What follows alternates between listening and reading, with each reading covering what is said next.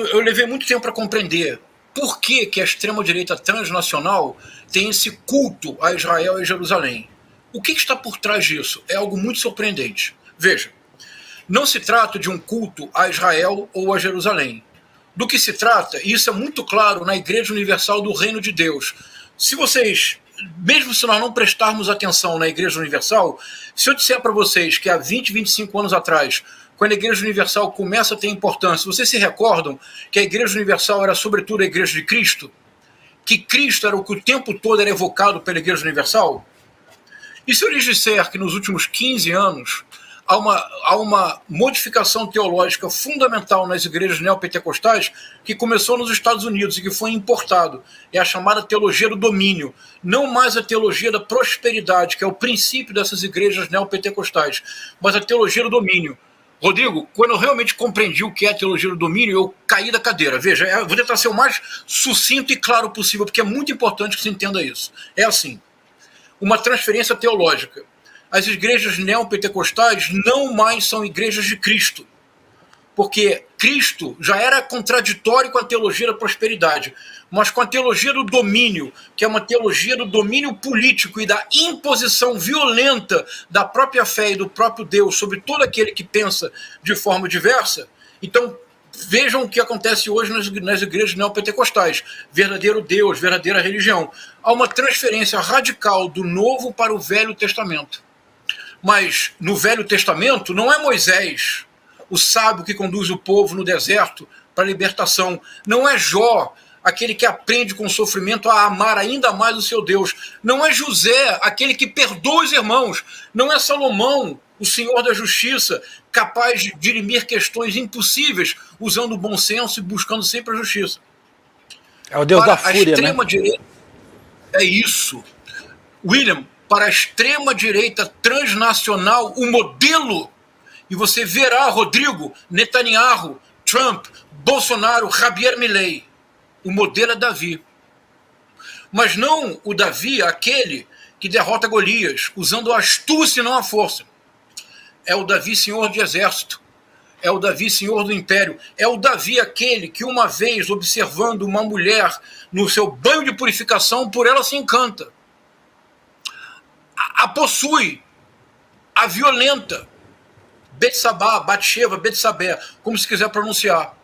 Um problema, ela engravida. Problema maior, ela é casada. Problema se multiplica, ela é casada com um soldado do exército de Davi, Urias. Rodrigo, o que faz Davi? Envia Urias para a guerra. Envia Urias para a guerra como um general, como uma forma de compensar o pecado que cometeu? Envia para a frente de batalha, para que ele morra. Urias, morto, ele se casa, ele adota Betsabé como uma de suas concubinas. O filho dessa união perece, juízo divino. Um dos filhos do casal é Salomão. Que coisa. A extrema-direita transnacional encontrou em Davi o modelo. Qual é o modelo? O modelo do pecador ungido. Porque não há em todo o Novo Testamento alguém que tenha pecado tanto quanto Davi. Davi cobiçou a mulher do outro, Davi matou o outro, Davi não respeitou o básico, que são dos 10 mandamentos. Ainda assim, Davi era ungido. Rodrigo, acredite, para a extrema-direita transnacional, Trump, Bolsonaro, Javier Milei, Viktor Orbán, Netanyahu são ungidos. E como se comprova isso? Pelos pecados que cometem. Sim, quanto mais pecador, de repente... Estarrecedor. Não é estarrecedor, William? É demais. Não é, Vivian? Demais. É estarrecedor. Esse é o modelo. E, sobretudo, porque Davi representa a força da espada. Não é a força da palavra, não é a força do amor, da caritas, da misericórdia, da compaixão. Davi é aquele que não se preocupa com o outro, que ignora solenemente o outro. Ele se apossa do corpo de Betsabé. Ele mata o seu marido. Ele a torna concubina. E ainda assim, ele se arrepende. E ao se arrepender, ele é ainda mais ungido. Então, a extrema-direita transnacional retorna a Israel, não o Israel dos profetas, não o Israel de Messias, não o Israel de Abraão, não o Israel do misericordioso José. A famosa história do José, que é entregue pelos irmãos e que depois, tendo a chance de se vingar dos irmãos, perdoa todos os irmãos, numa espécie de imagem futura de Cristo. A extrema-direita se reúne a Jerusalém e a Israel, mas é preciso dizê-lo, sobretudo a Davi. Em alguma medida, o atual massacre, genocídio, e veja, genocídio mesmo. O Tribunal Internacional Penal de Haia tem um estatuto, que é o Estatuto de Roma. O artigo número 6 é o artigo que define genocídio.